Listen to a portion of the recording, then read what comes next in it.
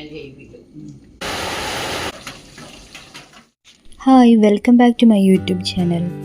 അപ്പോൾ എല്ലാവരും നല്ല മഴയൊക്കെ ആയിട്ട് ഇങ്ങനെ സ്കൂളും ഇല്ലാതെ പൊതിച്ച് മൂടി കിടക്കുകയായിരിക്കും ഇപ്പോൾ.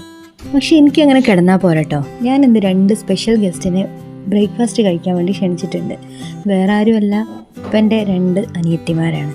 ഒരു അവിടെ തറവാട്ടിൽ നിൽക്കാൻ വന്നിട്ടുണ്ട് കുറച്ച് ദിവസമായിട്ട്. അപ്പോൾ ഞാൻ പറഞ്ഞ ഇന്ന് രാവിലത്തെ ചായ ഇവിടെ നിന്ന് ആക്കാം എന്ന് പറഞ്ഞിട്ടുണ്ടായിരുന്നു.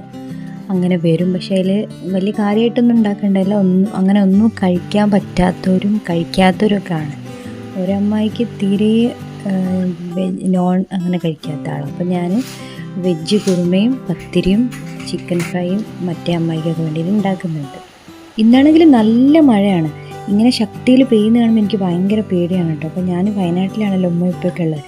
ഇടയ്ക്കിടയ്ക്ക് വരെ വിളിച്ചു നോക്കുമ്പോൾ അവിടെ കുഴപ്പമൊന്നുമില്ലല്ലോ എന്ന്. അൽഹംദുലില്ലാ ഇതുവരെ ആർക്കും പ്രശ്നമൊന്നുമില്ല.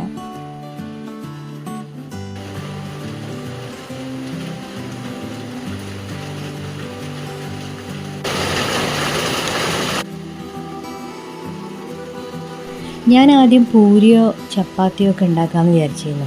അപ്പോൾ ഇവർ പറഞ്ഞു പത്തിരിയാണ് കുറച്ചും കൂടി ഇഷ്ടമെന്ന്. ഞാൻ വിചാരിച്ചെന്നാൽ പിന്നെ പത്തിരി ആക്കാം.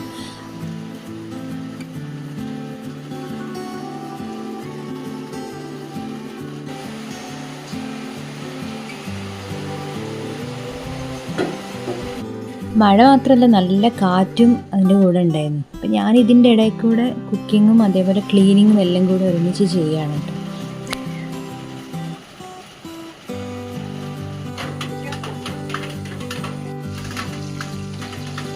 എനിക്ക് പത്തിരി ആയാലും ചപ്പാത്തി ആയാലും ഒക്കെ ഉണ്ടാക്കുന്ന സമയത്ത് ചട്ടകം ഉപയോഗിച്ചാൽ ശരിയാവില്ല.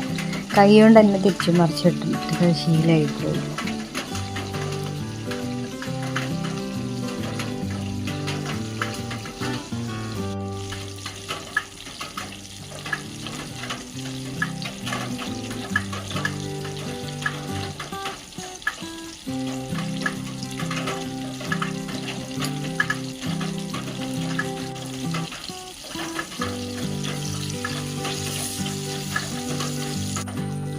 അങ്ങനെ പത്തിരിയും ചിക്കൻ ഫ്രൈയും കറിയും എല്ലാം റെഡി ആയിട്ടുണ്ട്. ഇനി ഞാനിത് ടേബിളിൽ സെറ്റ് ചെയ്തതിന് ശേഷം അവരെ വിളിക്കുകയാണ് ചെയ്യുക.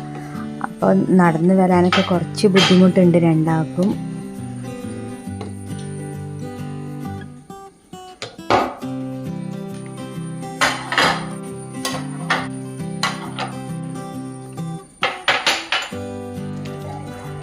അപ്പോൾ എല്ലാവരും ചായ കുടിക്കാനായിട്ട് വന്നിട്ടുണ്ട്. ഉപ്പയും ഉമ്മച്ചിയും 2 അമ്മായിമാരുമാണ് വന്നത്.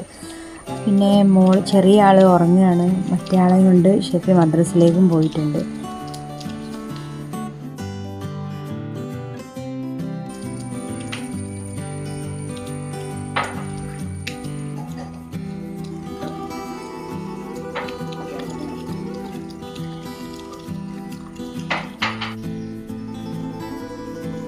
ഞാൻ അത്ര വലിയ കുക്കൊന്നുമല്ല, പക്ഷേ നമുക്ക് കോംപ്ലിമെൻറ്റ് കേൾക്കുന്നത് ഭയങ്കര ഇഷ്ടമായിരിക്കുമല്ലോ.